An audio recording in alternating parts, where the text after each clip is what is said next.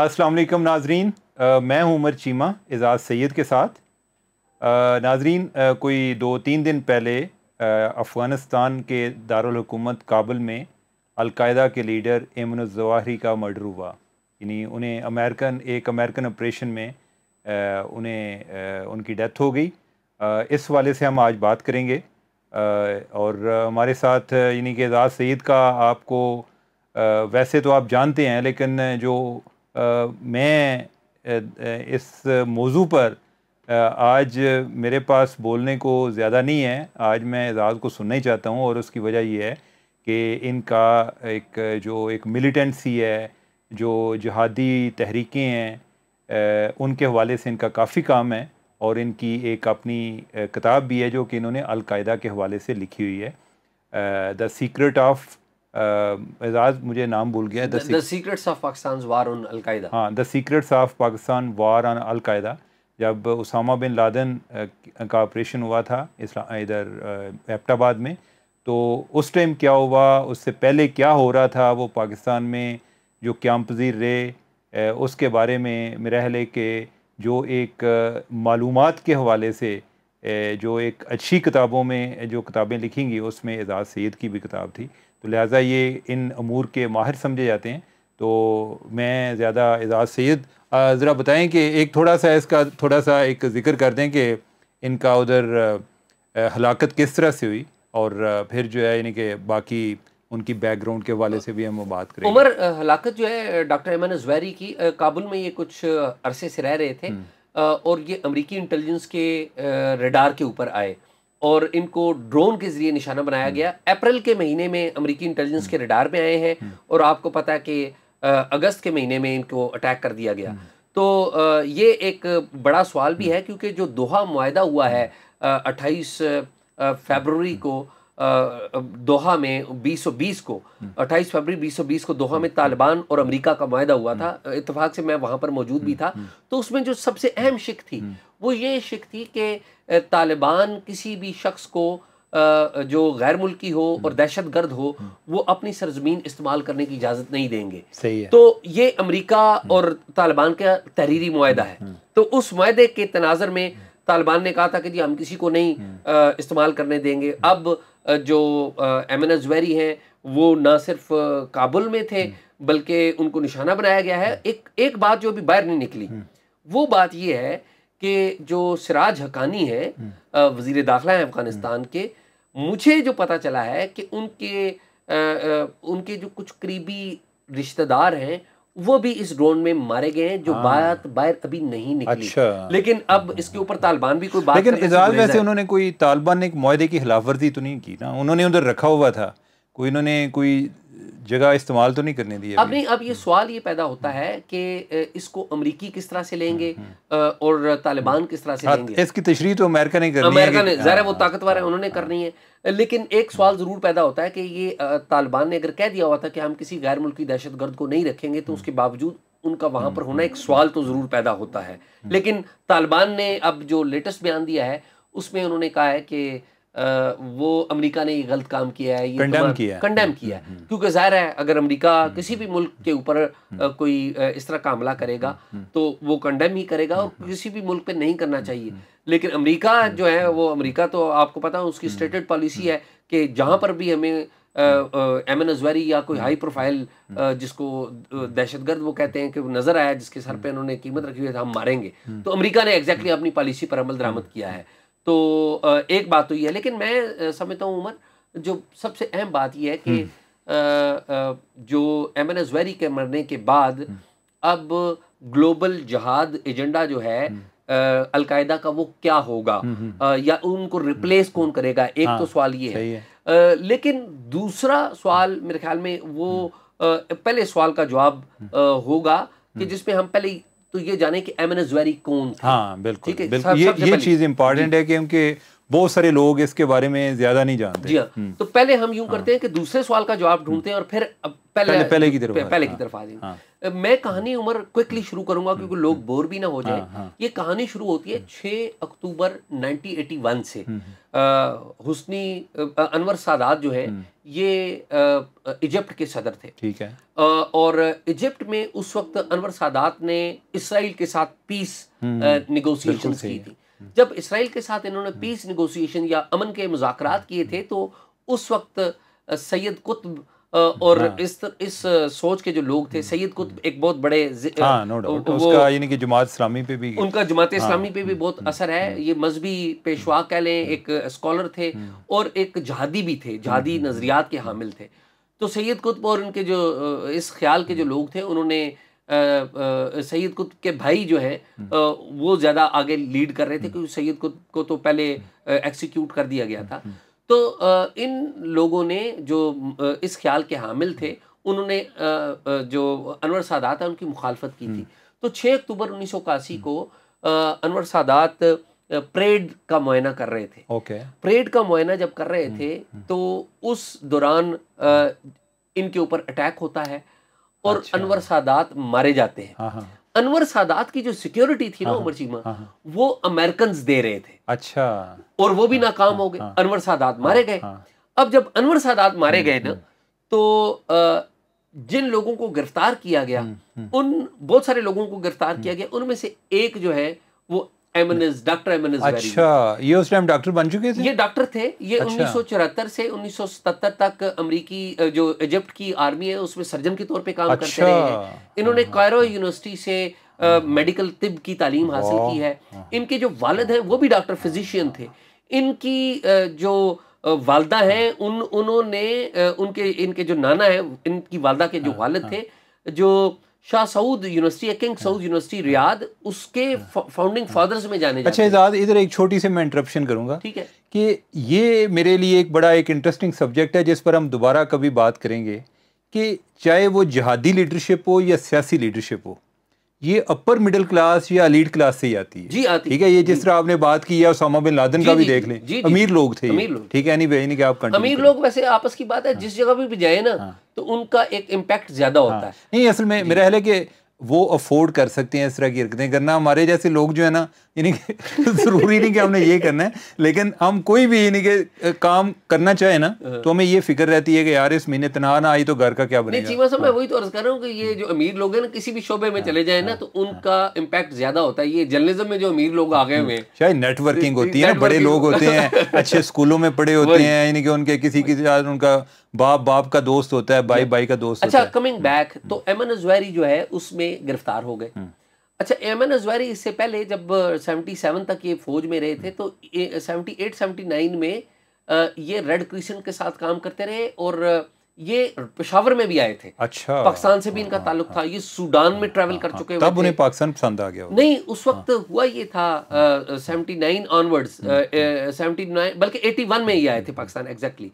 तो ये इसलिए आए थे कि 79 में अफगानिस्तान का जो काम है उधर शुरू हो चुका था। नहीं तो इन्होंने जो जब मर्डर किया अनवर सादात का, तो उस टाइम तक ये रेड क्रॉस में थे। रेड क्रिसेंट बताता हूँ। अनवर सादात के मर्डर में इन पे इल्जाम ये था कि इन्होंने कुछ असला खरीदा है, लेकिन बाद में 3 साल जब रहे तो फिर ये रिलीज हो गए थे। इनका कोई मर्कजी किरदार नहीं आया था। अच्छा, हुआ ये कि अनवर सादात जब मरे तो हुस्नी मुबारक जो उनके डेप्टी थे वो प्रेसिडेंट बन गए। अब अमेरिका को बड़ा परेशानी थी। अमेरिका की बड़ी बदनामी हो रही थी कि जी ये अमेरिकी सिक्योरिटी भी थी और इसके बावजूद भी अनवर सादात जो है उनको कत्ल कर दिया गया। तो उस वक्त हुआ ये कि एक अमेरिकी CIA के उस वक्त के अफसर थे, बिल केसी थे अमेरिकी CIA के चीफ, और उस वक्त एक अफसर थे, उनका नाम था ब्रूस राइडल। उन्होंने एक किताब भी लिखी है, द सर्च फॉर अल-कायदा।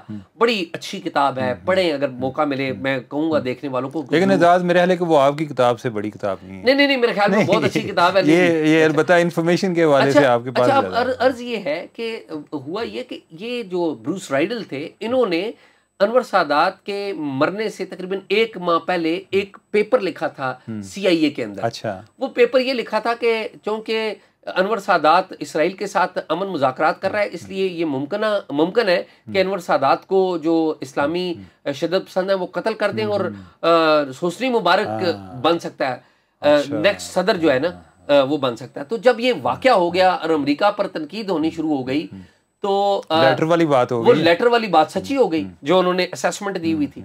तो फिर जो CIA ने वो खत जो है, वो जो असेसमेंट थी वो लीक कर दी और दुनिया को पता लगा कि ब्रूस रिडल जो है उन्होंने ये काम किया है, उन्होंने पहले से असेसमेंट थी। अमेरिका पर जो तनकीद है वो पॉजिटिव वो बात उन्होंने की, इन्हें पहले से पता था। लेकिन लोग शक करते थे कि अनवर सादात पर कत्ल करवाने में भी अमेरिका का रोल है, लेकिन ये शक तो आपको पता रहता ही है।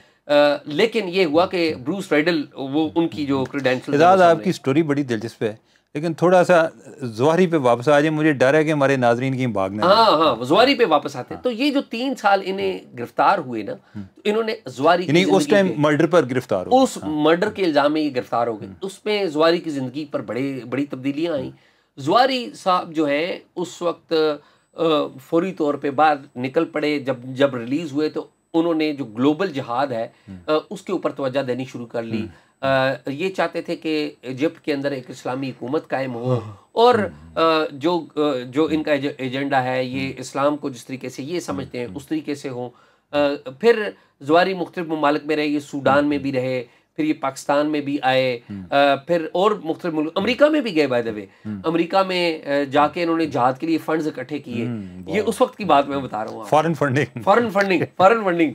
तो ये इस तरह से करते रहे। हुआ ये कि बहुत सारे और वाकयात हैं, मैं उनको स्किप करता हूँ, लेकिन मैं आता हूँ कि जो ग्लोबली बड़े जो काम इन्होंने किए जिनका पाकिस्तान से भी तल्लक है। नवंबर 1995 में इजिप्ट एम्बेसी इस्लामाबाद में एक अटैक हुआ था। अच्छा, वो इन्होंने कराया था? वो जो अटैक है वो एमन ज़वारी ने करवाया। अच्छा, इन्होंने एक तंजीम बनाई थी, वो अटैक इन्होंने करवाया था। और उमर चीमा, मैं आपको बड़ी मजे की बात बताऊं, मैं इस्लामाबाद में कॉलेज पढ़ता था। जब इजिप्ट एम्बेसी पर अटैक हुआ तो मैं इजिप्ट एम्बेसी गया।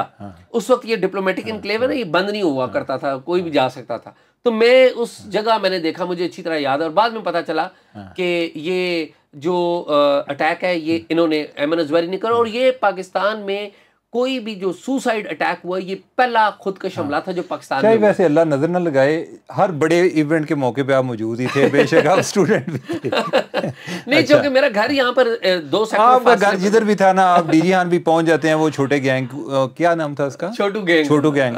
एनीवे, अच्छा। तो उस वक्त उसकी पाकिस्तान में भी तहकीकात हुई थी। वजीर दाखिला थे नसीरुल्लाह बाबर और अली कुली खान, जो कि बाद में एक बड़े उनका ये कोर कमांडर थे। अच्छा, पिंडी के कोर कमांडर थे। तो ये यहाँ पर आए थे और उस वक्त अखबारों में भी ये मामला आया था। खैर, ये एक बड़ा काम था जो कि इन्होंने किया था। फिर इनकी जो मुलाकात है ये सूडान में भी कहते हैं कि उसामा बिन लादेन से हुई। अच्छा। पाकिस्तान में ये आते रहे। अहमद खदर एक नाम के आदमी है, ये पाकिस्तान में थे, इनके साथ इनकी बड़ी दोस्ती थी। वो उसामा बिन लादेन से भी उनका ताल्लुक था। फिर ये हुआ ये कि इनकी जो अपनी तंजीम थी 1998 में ये आते हैं पाकिस्तान में और अफगानिस्तान में चले जाते हैं, जहाँ पर ये उसामा बिन लादेन को ज्वाइन करते हैं।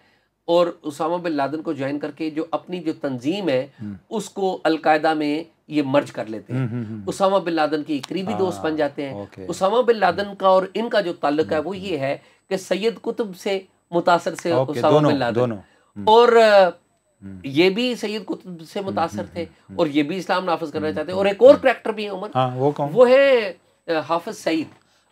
उनका इनके साथ क्या ताल्लुक? हाफिज सईद सऊदी अरब में पढ़ते भी रहे, पढ़ाते भी रहे, और हाफिज सईद भी सैयद कुतुब से मुतासर है। हाफिज सईद साहब से मैंने एक इंटरव्यू किया था, उन्होंने मुझे बताया था कि सैयद कुतुब के नहीं, हाफिज सईद का वैसे इनके साथ तो ताल्लुक नहीं था। नहीं, इनके साथ ताल्लुक रहा है या नहीं मुझे नहीं पता इस बात का, लेकिन एक ही अगर था भी तो इन्हीं के कोई रिकॉर्ड में हमें नहीं पता। हमें नहीं पता। अगर हमें पता हो तो हम जरूर बताएं। ये आप बता सकते हैं, जरूरी भी नहीं है कि हम बताएं। चलें आगे, ठीक है। तो ये हाफिज सईद साहब ये और उसामा बिन लादेन ये सैयद कुतुब के शागिर्दों में शामिल हैं। अब हुआ ये कि 9/11 हो गया। 9/11 कहते हैं कि 9/11 के जो हमलों की जो मंजूरी उसामा बिन लादेन ने जब अपनी शुरा में दी, तो जो चंद लोग जानते थे या जिन चंद लोगों से मुशावरत से वो दी, वो उनमें एक डॉक्टर अहमद ज़वारी भी थे। अच्छा, डॉक्टर अहमद ज़वारी जो है उनका पाकिस्तान के वाले से एक और भी हवाला है। वो क्या कि वो ये 9/11 के बाद जब 9/11 की गालिबन 30वीं बरसी आई ना, तो 9/11 तो हुआ तो अमेरिका आ गया, अमेरिका ने हमला कर दिया अफगानिस्तान के ऊपर। ये सारे तितर बितर हो गए, सारे छुप गए, रूपोश हो गए, मुल्ला उमर रूपोश हो गए, उसामा बिन लादेन अपनी तरफ चले गए, वो रूपोश हो गए, और फिर ये जो है एमन अजवैरी ये भी रूपोश हो गए। तो 9/11 की जब बरसी आई तो फिर तीसरी जब बरसी आई तो उसके ऊपर एक वीडियो पैगाम भी था, उसके ऊपर कुछ ये बातें भी थी कि जी हम मज़ीद कार्रवाई करेंगे। लेकिन इनका एक और जो काम था वो ये था कि जब इनकी अपनी तंजीम थी, जहाद इस्लामी नाम की तंजीम थी, मैं अगर भूल नहीं रहा तो वो उस तंजीम में जब ये थे तो इनके बांग्लादेश में भी लोग थे, इनके इंडिया में भी लोग थे, और इनके बोर और सारी जगहों पे भी लोग थे। तो इनकी बड़ी ये ख्वाहिश थी कि अलकायदा भी जो है ना इन ग्लोबल एक इनके रीजनल लेवल पर भी इसकी एक्सपेंशन हो, जो कि शायद नहीं हो सकी। उसामा बिन लादेन इस बात से शायद एग्री नहीं करते। लेकिन ये जो साउथ एशिया कहते हैं अलकायदा साउथ एशिया, वो बाद में इन्होंने बनाई, इनके दौर में बनी है। ये 2013 में बनी है, 2013 में बनी है। लेकिन 2003 में एक इन्होंने वीडियो जारी की थी जिसमें इन्होंने कहा था कि परवेज़ मुशर्रफ के खिलाफ इन्होंने कहा था कि परवेज़ मुशर्रफ साहब जो है ना वो उन्होंने जहाद को बेच दिया है, वो इस्लाम के खिलाफ काम कर रहे हैं, और उन्होंने फौज को इस्तेमाल करने की कोशिश की थी कि फौज जो है ना मुशर्रफ साहब के खिलाफ कार्रवाई करे, और इन्होंने बड़े संगीन किस्म का वो सख्त बयान इनका आया था। फिर ये रूपोशी की ज़िंदगी रहे। फिर 2 मई 2011 को जब उसामा बिन लादेन का जब एबटाबाद में अटैक हो जाता है तो उसके ऊपर भी देखते हैं उसामा बिन लादेन ने पहले से अनाउंसमेंट कर रखी थी कि ये अगर उनको कुछ हो जाता है तो डॉक्टर एमन अजवैरी जो है वो सरबराह बनेंगे। फिर एमन अजवैरी ने जब चार्ज लिया अलकायदा का तो फिर हुआ ये उमर चीमा कि अलकायदा उतनी एक्टिव नहीं रही। उसकी वजह क्या थी? एक तो ये उसामा बिन लादेन मारे गए थे पूरी दुनिया में, वैसे उसामा के होते हुए भी चीज़ें काफ़ी इनएक्टिव हो चुकी थी, लेकिन फिर भी उनके जो लोग थे, जो अहम बातें हैं वो ये है कि जो टीटीपी उम्र कायम हुई थी ना, तहरीके तालिबान पाकिस्तान, वो अफगान तालिबान ने कायम की थी, लेकिन उसमें जो मेन एक ब्रेन का जो काम था ना वो एमन अजवैरी का था। उसामा बिन लादेन ने टीटीपी के क्या में एक रोल प्ले किया था, बैतुल्ला महसूद ने लोगों को इकट्ठा किया था, और अफगान तालिबान से ये मुशावरत से हुआ था। तो टीटीपी का क़याम जो बड़ा इम्पॉर्टेंट है। और नज़रियाती तौर पे अगर आप इनकी जो वीडियोस देखें, इनकी मुख्तलिफ औकात पे वीडियोस जारी होती रही हैं, वीडियोस में जो सबसे अहम बात है, जो देखने की बात है कि ये मगरब के ऊपर, वेस्ट के ऊपर, अमेरिका के ऊपर तनकीद करते नजर आते हैं। और जब तनकीद करते हैं तो वो ये नहीं उनकी वैल्यूज, उनके तरीकाकार, उनकी औरतें कैसे जिंदगी औरतों को जो आज़ादी राइट्स है, कल्चरल अटैक नहीं करते, उनकी जमहूरियत के ऊपर अटैक नहीं करते। ये जो अमेरिका के ऊपर और वेस्ट के ऊपर अटैक करते हैं, ये अटैक करते हैं कि जी आपने यहूदियों को प्रोटेक्शन दी फ़लस्तीन की सरजमीन के ऊपर। तो जो फ़लस्तीन का जो एजेंडा है ये अलकायदा का एक ग्लोबल एजेंडा है, वो एक अरब नेशनलिज्म भी है, अरब नेशनलिज्म भी है। बिल्कुल ठीक कह रहे हैं आप, अरब नेशनल, और ये एक सेंट्रल पॉइंट रहा है, अलकायदा का भी ये सेंट्रल पॉइंट रहा है।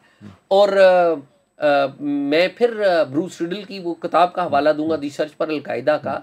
उसमें उन्होंने जो बात कही है कि जो पूरी दुनिया को जो बात कही है, और बड़ी इंप्रेसिव बात की है, लोग उनको यहूदी कहते हैं, पाकिस्तान में उनको रिजेक्ट कर दिया जाता है। मैं पाकिस्तान के एक फॉर्मर इंटेलिजेंस चीफ से मिला तो मैंने उनसे पूछा कि जी उनकी लाइब्रेरी में दी सर्च पर अलकायदा पढ़ी हुई थी, तो मैंने उन्हें पूछा कि आपने किताब पढ़ी है? कहते हैं जी नहीं मैंने नहीं पढ़ी, ये यहूदी है और मुझे पता है ये CIA का है। तो मैंने कहा सर देखें है ये मजहब इसका जो भी है, लेकिन बात उसने की है, उसने पूरी दुनिया को अपनी किताब के जरिए कहा था कि एक तो फ़लस्तीन का मसला हल करें, दूसरा कश्मीर का मसला हल करें। अच्छा। अगर फ़लस्तीन और कश्मीर का मसाइल अगर आप हल कर लेते हैं तो पूरी दुनिया में जो शिद्दत पसंद है, ये वो जो यहूदी ब्रूस रीडल है वो कह रहे हैं, ब्रूस रीडल कह रहे हैं, तो अगर आप ये दोनों एजेंडाज हल कर लेते हैं तो फिर आप क्या जो जहादीज हैं उनका आर्ग्यूमेंट ख़त्म हो जाएगा, तो मामला ठीक हो जाएंगे। ये उन्होंने एक रिकमेंडेशन दी हुई है, तो बड़ी इंटरेस्टिंग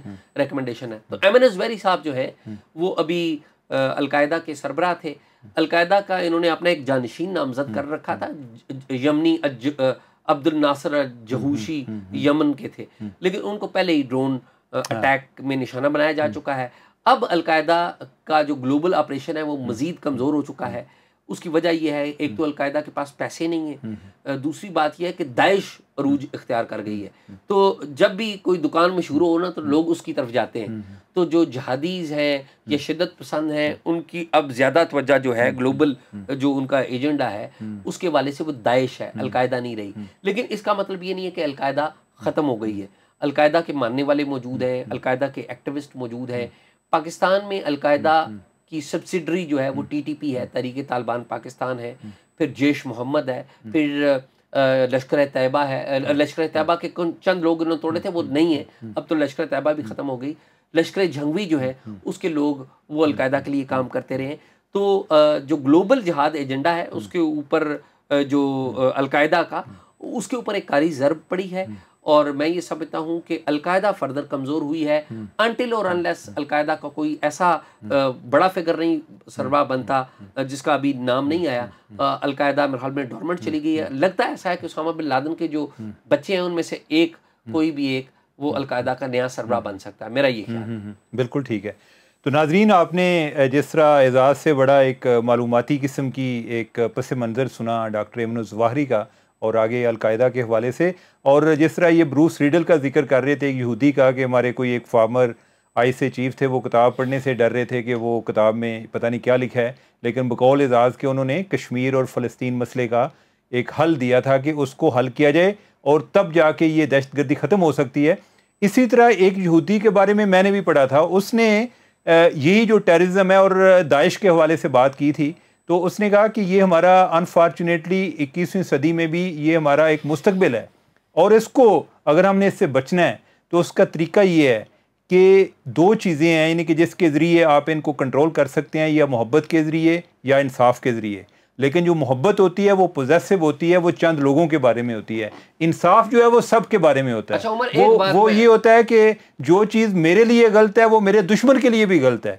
तो लिहाजा अगर ये जो इनजस्टिस है सोसाइटी में, इसकी वजह से इस तरह की तहरीकें जो हैं यानी कि और उनके जो लोग हैं वो उसका मिसयूज़ भी करते हैं। तो मेरा ख्याल है कि इन चीज़ों को रोकने के लिए हम अपने लेवल पर आलमी ताकतें जो हैं उन्हें भी कुछ करना चाहिए, और हम अपने लेवल पर जो जितना एक इंसाफ का बोलबाला कर सकते हैं, जितनी उसको फैला सकते हैं, वो हमें करना चाहिए। उमर, एक बात मैं ऐड करूँ और फिर आप रैप अप कर दें। एमन ज़वाहिरी जो है ये मुख्तलिफ किताबों के भी मुसन्नफ़ है, इनकी किताबें मिल जाती हैं क्योंकि वो गूगल के ऊपर पड़ी होती है। लेकिन अहम बात यह है कि एमन ज़वाहिरी को जो ड्रोन अटैक किया गया है, ड्रोन उड़ा कहाँ से, ये एक बहुत बड़ा सवाल वो क्या है? मैंने इस हवाले से वज़ीर दिफा जो है ख्वाजा आसिफ, उनसे भी पूछा है और वज़ीर दाखिला राना सनाउल्लाह से भी मैंने इंटरव्यू किया है इस पर। तो वो दोनों तो कह रहे हैं पाकिस्तान से नहीं उड़ा। अब आपको पता है पाकिस्तान में सिविल लोगों को तो नहीं बात पता होता, मुझे नहीं पता कि ये उड़ा है पाकिस्तान से या नहीं उड़ा। दो जगह हैं, ताजिकिस्तान से भी उड़ सकता है और पाकिस्तान से भी उड़ सकता है, अभी क्लियर नहीं है। लेकिन एक बात यह कि इंटेलिजेंस किसने फ्राहम की और दूसरी ये ड्रोन कहाँ से उड़ा।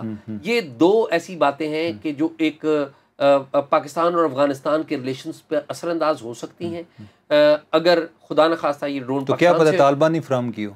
नहीं, मेरा नहीं ख्याल तालिबान ने किया होगा। अगर लेकिन ये भी तो देखे ना कि वो अपनी बेटी को मिलने जाते थे उधर काबुल में, ठीक है, उनके घर में, और वो इतनी देर से उनकी मूवमेंट को ट्रैक कर रहे थे। शायद बात सुने, नहीं वो वहां पर रहते थे, वो वहां पर रह भी रहे। वो जो है एक तरह का उनका सेफ हाउस था, ठीक है, लेकिन उधर उनकी बेटी एक रहती थी। आप वो किसी और जगह से आते जाते, उनकी आमदरफ्त आना जाना उधर रहता था उस जगह पर।